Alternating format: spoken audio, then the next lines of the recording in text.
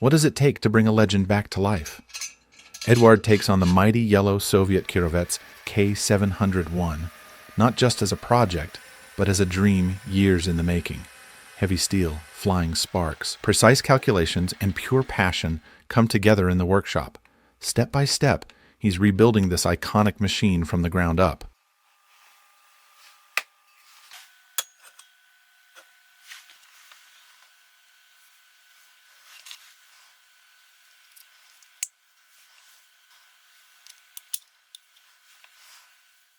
The first stage of the project is manufacturing the chassis.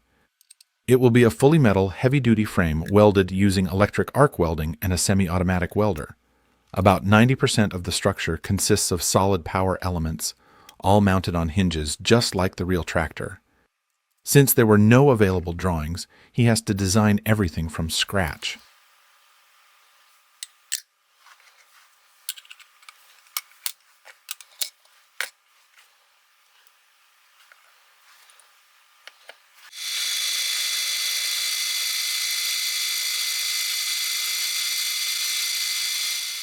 After the welding is complete and all parts are joined, the next step is preparing the mounting plates. The steel is milled to a depth of 3 mm to match the sheet thickness. The plates are positioned as intended, ready to secure the structure.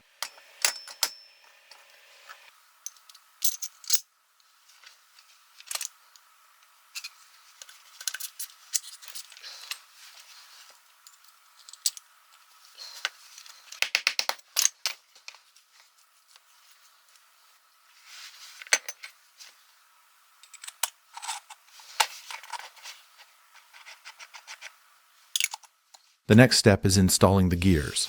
The master assembles them carefully, ensuring that nothing falls out or becomes misaligned.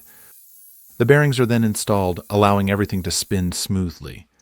With this, the half axles are fully ready.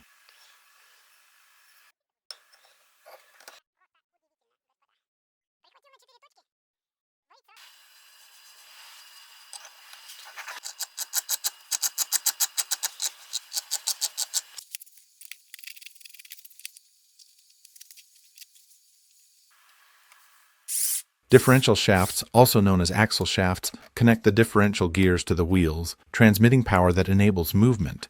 They carry the engine's rotational force, distributed by the differential gears, to the wheels.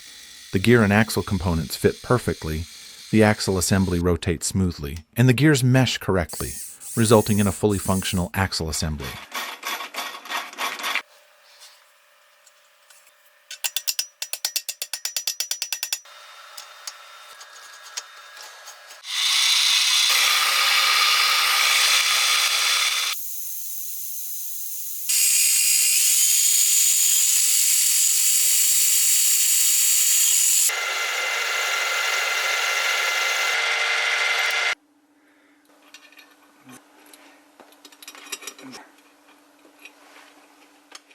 Work continues on the drive shafts.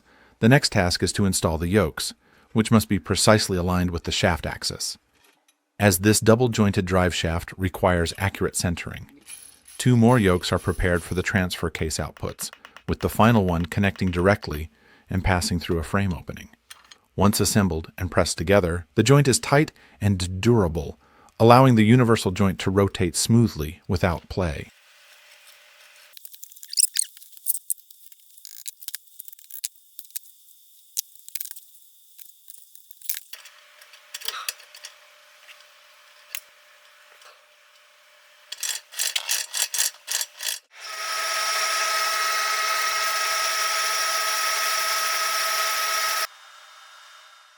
Eduard is assembling the wheels onto the hubs. He drills 8 holes for M3 screws to attach them. Since 360 degrees divided by 8 equals 45 degrees, it's easy to mark the hole positions evenly. The disc is placed on the hub, the holes are aligned, and it is secured with M3 screws. It is important to match the correct disc to the corresponding hub, as some holes may be slightly oversized.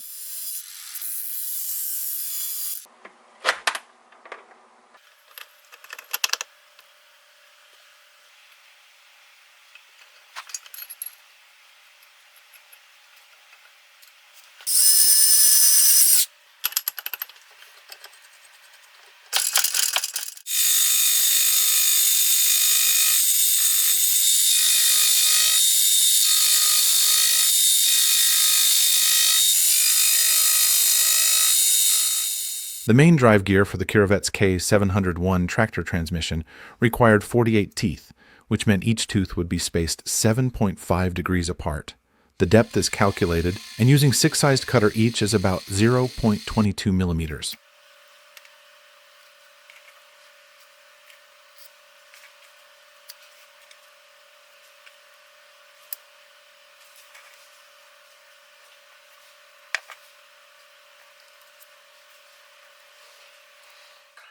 The gearbox adjusts torque and speed from the engine to the wheels or machinery and allows reverse movement. This simple mechanical gearbox has 2 gears, low and high, and consists of a housing, shafts, gears, and clutches. Torque from the engine passes through the primary shaft to the secondary shaft, which, via a clutch mechanism, drives the output.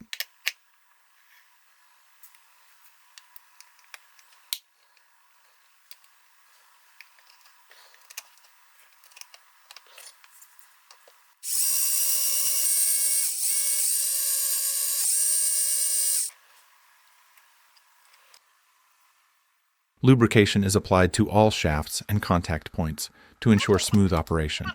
Sealant is also applied to the cover edges to prevent lubricant leakage.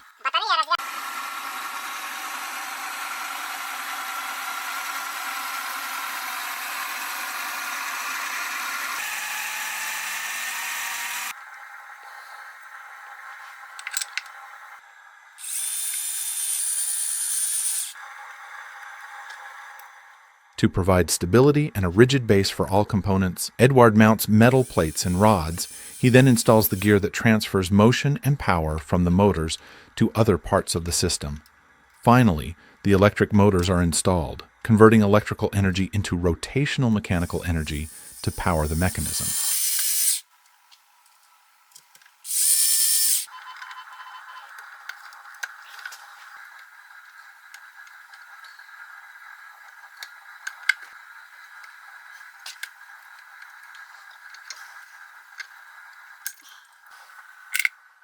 Electronic speed controllers, which regulate the power supplied to the motors, are connected to the battery pack and motors themselves.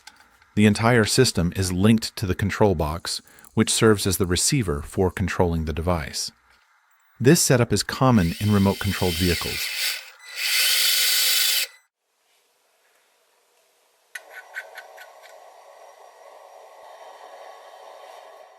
The tractor already drives at crazy speed and brakes so hard that the controllers heat up. But what else should it be able to do while moving? Of course, it has to turn. A real Kirovets tractor steers by articulating its frame, and the movement is controlled by a hydraulic steering system.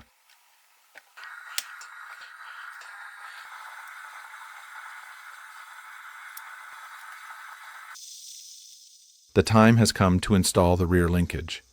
The creator begins with the brackets that connect the linkage to the frame. In the center, a spring-loaded rod is installed. In this model, the spring is mostly decorative, but still maintains realism.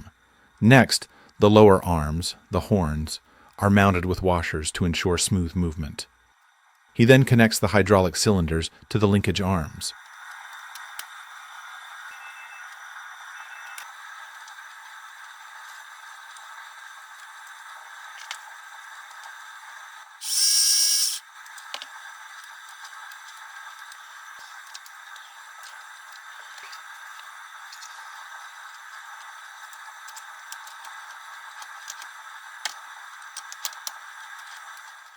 Both lower arms are installed symmetrically.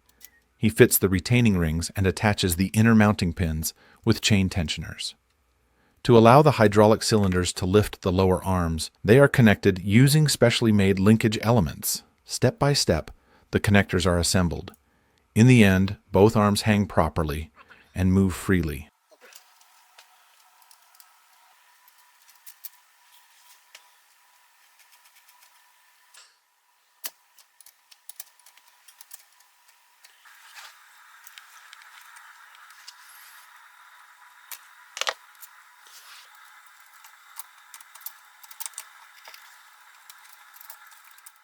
The lower mounting points are also hinged.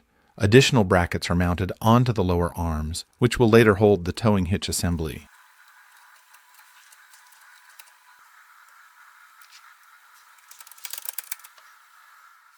Sound really matters for realism and immersion.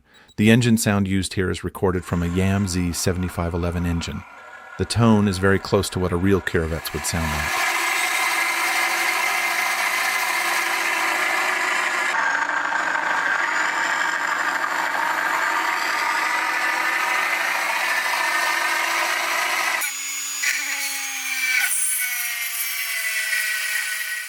The only remaining question is whether the speaker and subwoofer will physically fit.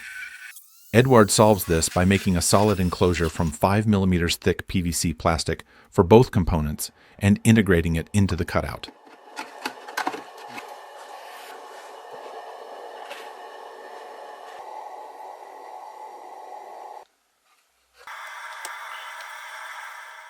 It's time to install the hydraulic system, specifically the hydraulic distributor and the oil pump. The distributor uses 2 servos to control the spools. The servos shouldn't be tightened too much. They need a bit of play to prevent binding or uneven movement of the cylinders. 2 hydraulic cylinders for the rear linkage and the 2 steering cylinders will be connected in parallel, providing enough power to move the frame properly.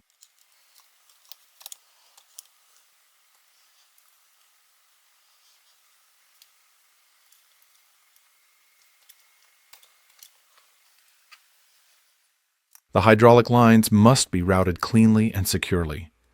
The master uses tubing with a 4mm outer diameter, 2.5mm inner diameter, and 1mm wall thickness and small T-splitters to connect the cylinders in parallel.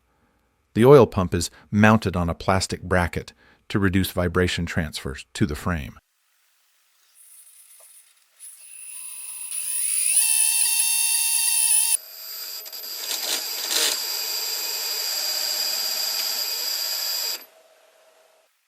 The tires have arrived from the manufacturer and are larger and heavier than expected.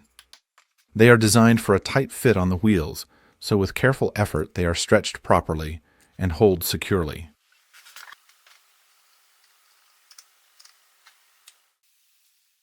He makes templates and begins cutting and shaping sheets of steel for the tanks, using a combination of hand bending and a sheet metal bender.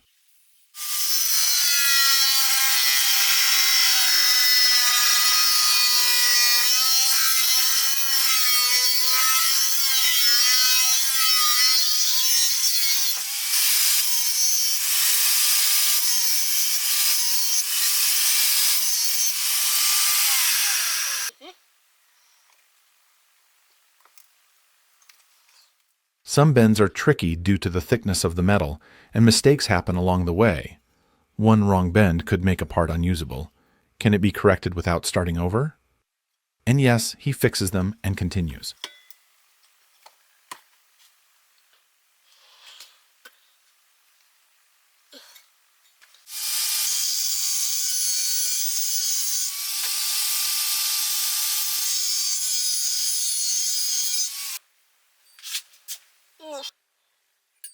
Finally, both tanks are made as mirror images. Each part is fitted to ensure space for the hydraulic pump and distributor inside. The tanks don't need to be fully sealed, as their main purpose is to cover the internal components.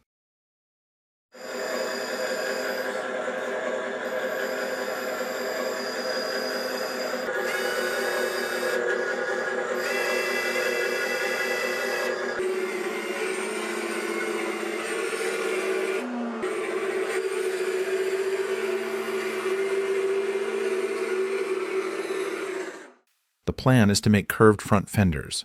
The metal sheet is cut, and the curved profile is shaped by hand. Next comes the decorative stamping, 3 raised lines running along the fender.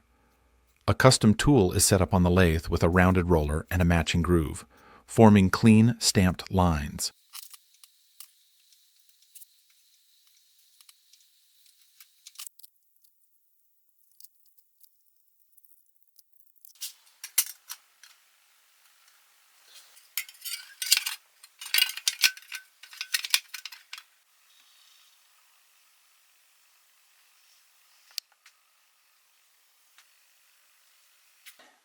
The next step is building the hood and front face of the Kirovets tractor. It starts with the grille, made from bent metal sheets that form a sturdy frame with metal mesh welded in place. This piece becomes the base for the rest of the hood.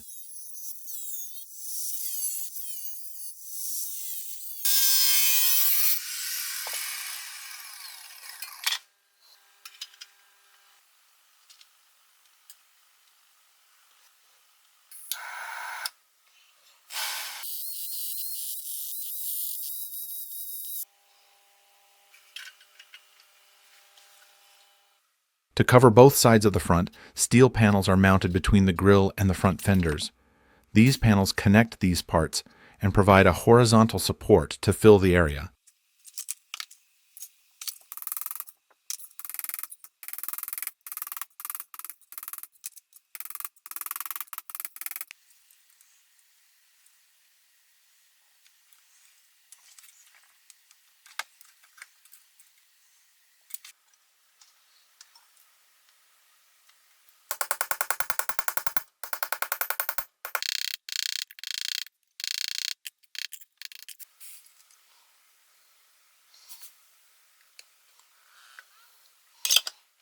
The remaining open areas will be covered with side shields. They have ventilation slots for the engine. They allow air to enter and circulate around the engine, helping remove heat during operation. As the tractor runs, air flows in through the grille and side openings, passes around the engine components, and carries heat away.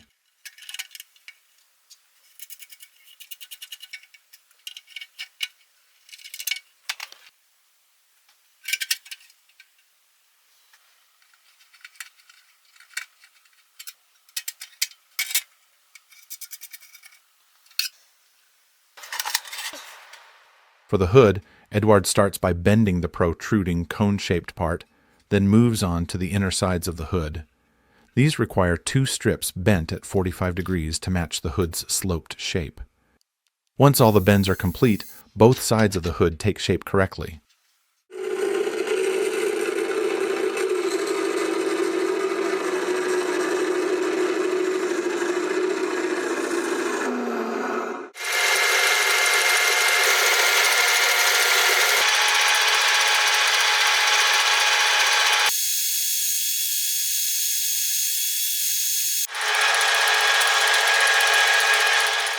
The most interesting part of the Kirovets hood is the exhaust. The master isn't making just any exhaust. He is building a functional one. While it may not actually emit smoke, it will have a movable cap that can flap, creating a realistic effect.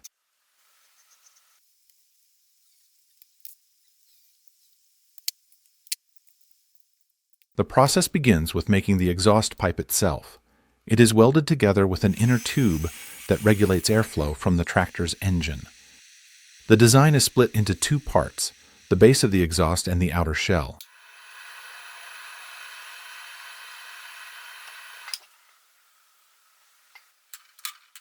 After bending and shaping, the creator inserts a small 9mm pipe that will connect the exhaust to the engine. Finally, all the pieces are fitted together.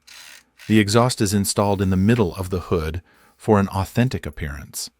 It isn't perfectly straight, just like a real Kirovets exhaust, which is never perfectly aligned.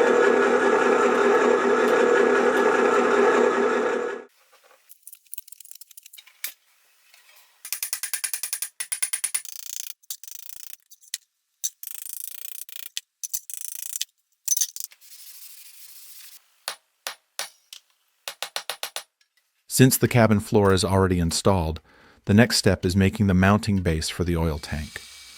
According to the reference image, there is a small support platform that the tank sits on and attaches to. 2 identical pieces are required.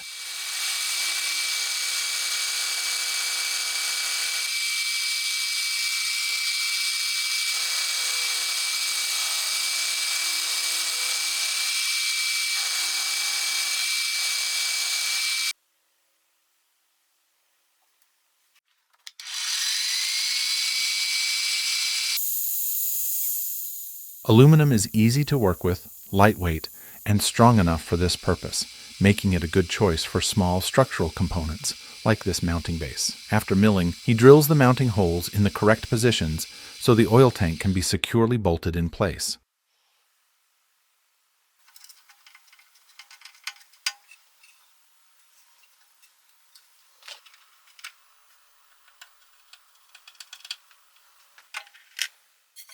The oil tank, handcrafted from welded metal sheets and mounted on the aluminum base, looks fully realistic.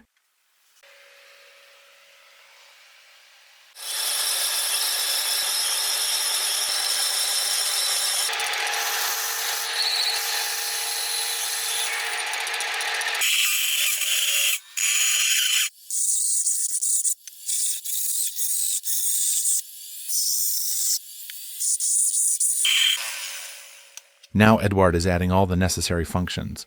The tank requires drain and fill openings, a working intake with an internal filter, a filler neck, and a small inspection window. A fine mesh screen is soldered inside to serve as a filter. Brass is used for these components, and a small rubber gasket is placed between the cap and the neck to ensure a proper seal.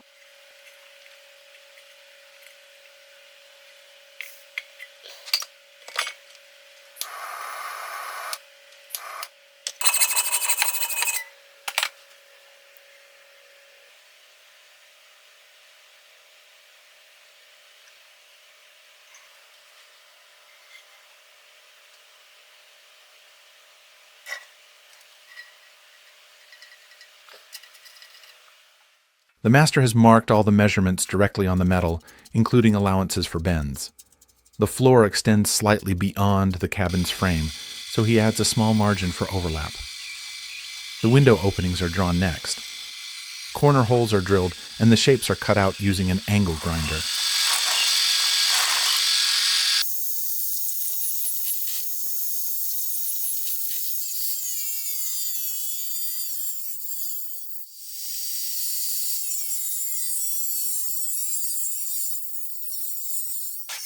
All corners and bends are then shaped and reinforced to ensure the sheet holds the cabin's form correctly. Step by step, all angles, ribs, and edges are formed, creating one half of the cabin. The second half is made in the same way.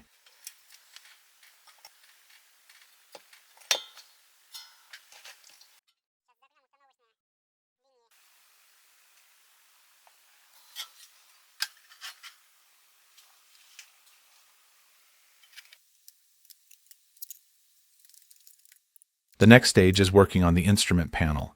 The outlines are marked directly on the cabin, and the sketch is drawn on the metal sheet.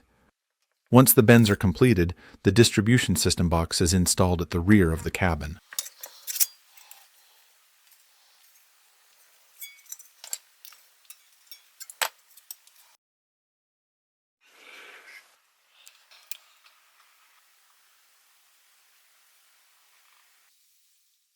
Work on the cabin continues with marking and drilling holes for LEDs, switches, buttons, and indicator lights. The pedals are crafted next, gas, clutch, and brake, made from brass with mesh details for added realism.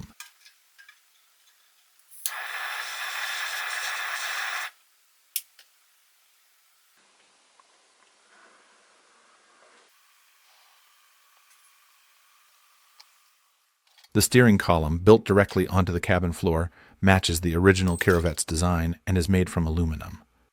A pivoting mechanism allows the steering wheel angle to be adjusted, completing this stage of the cabin assembly.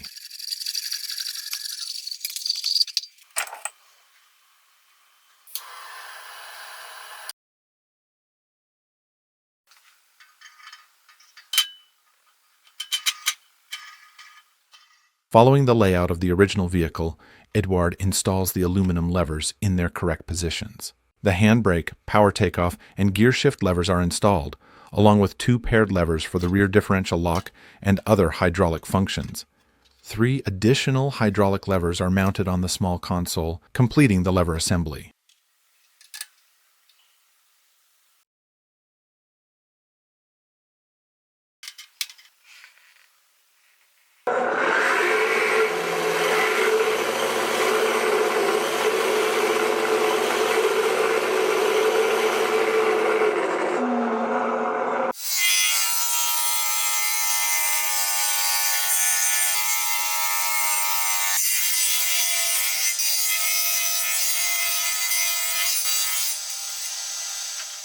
Work on the seat begins, and it's far from simple.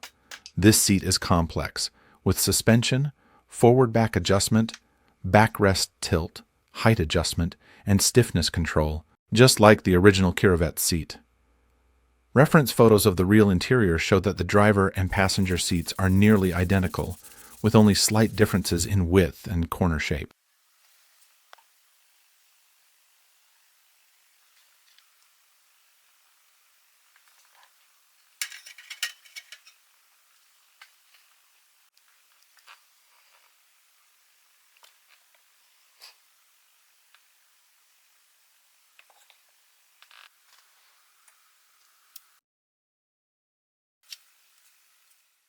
Instead of upholstering them in leather, lindenwood is chosen for the cushions and backrests.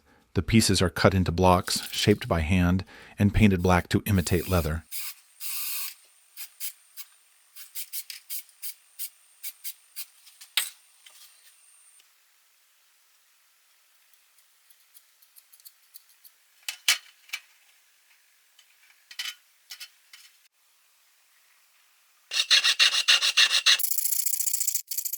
The master cuts 2 rectangular blanks from sheet steel, leaving small allowances for stiffness and shaping. There is a brief temptation to simplify the design, but he decides to stay as close to the original look as possible, including the stamped contours.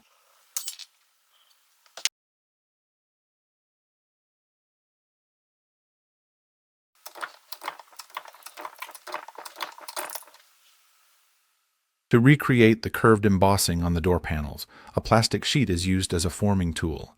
It is placed between the forms and pressed to achieve the desired shape.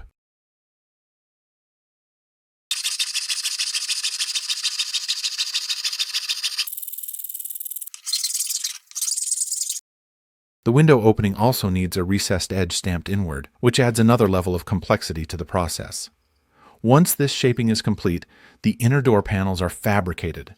The door handles and hinges are then installed, bringing the interior detailing of the doors to completion.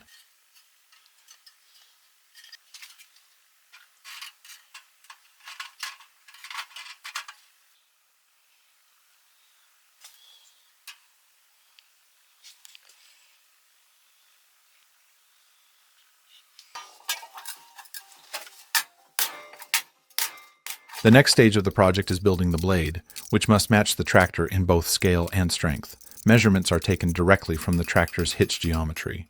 The lower brackets are made fairly long, while the upper mounts are kept tight and close to the frame. The blade is set at a slight forward angle, so it can dig into the ground properly.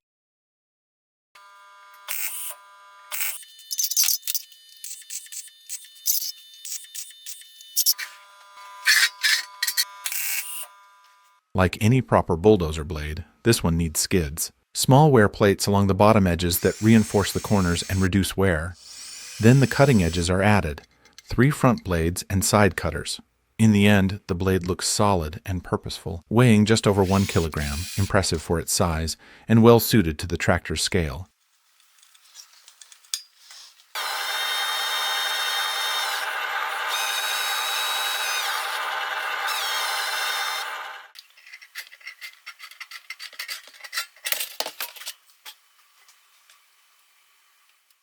Edouard chose brass for the roof because it is easy to work with and won't rust. It is lighter and quicker to shape than steel.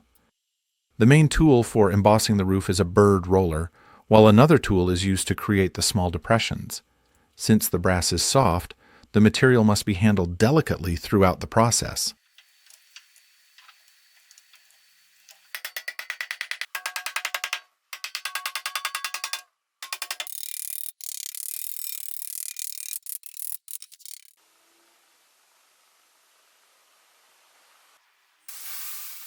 At this stage, the Kirovets tractor is disassembled for painting. The parts are sorted into 2 piles, rusty and non-rusty. The non-rusty parts are simple. They just need a wash.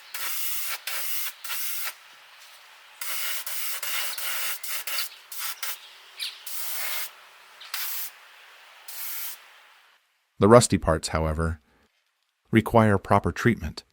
Some pieces didn't rust at all, likely due to prior acid treatment, or because they are made of metals like brass or lead that resist corrosion. The remaining rusty parts are treated with a special rust remover before painting.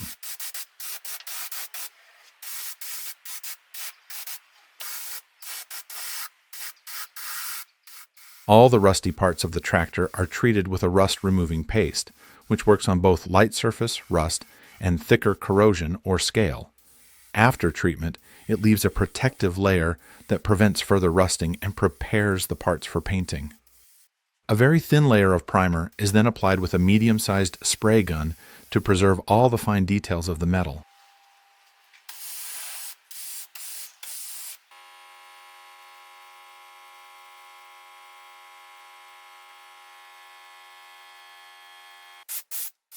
The creator moves on to the next stage of the Kirovets build, painting all the parts that have already been primed. He is using a color called Dirty Yellow Taxi, a rich, slightly muted yellow that gives the tractor its distinctive look, closely matching the original.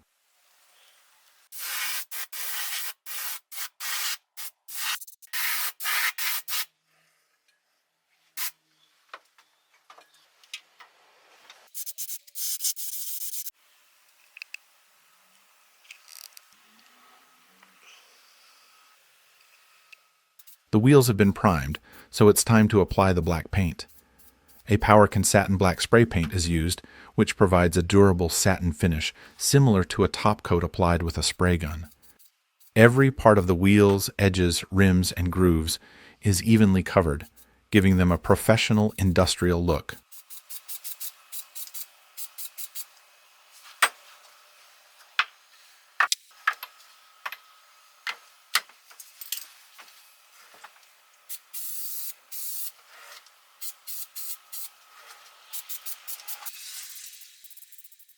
Another key part that needs a solid black, metallic finish is the blade.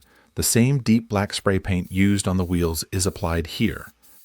This makes visual consistency across these components.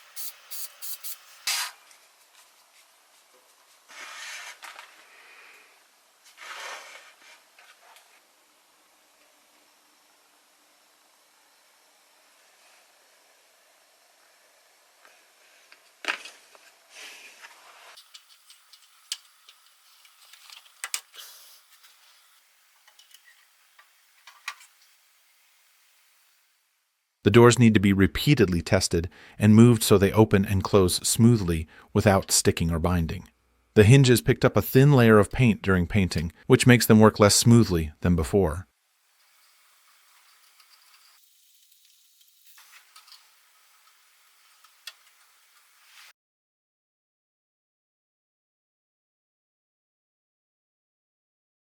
All the cabin glass is designed to resist cracking. It is made from 1 mm thick plexiglass, a material that is both flexible and strong. It is easy to cut with scissors, making it ideal for this model.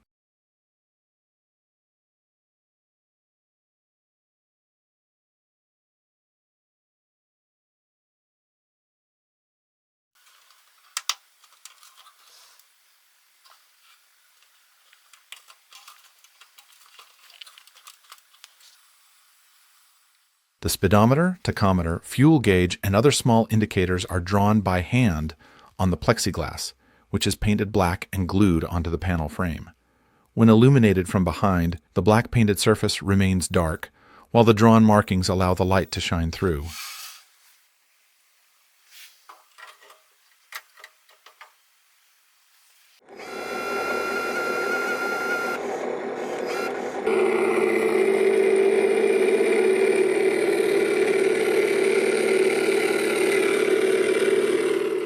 The first snow has finally arrived, and for this handmade tractor, it means one thing, a real test.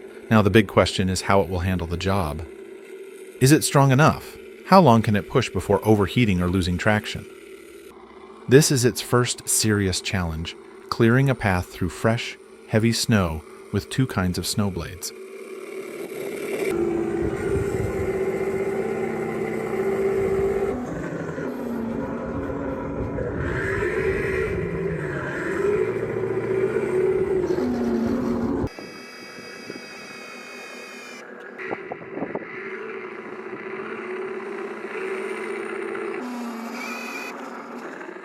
Months of designing, machining, painting, adjusting, and reworking all come down to this white, silent test. It doesn't just move, it works. It fights the snow, holds its line, and keeps going forward. Every sound of the motor under load feels earned. Every track in the snow feels like proof that the effort was worth it.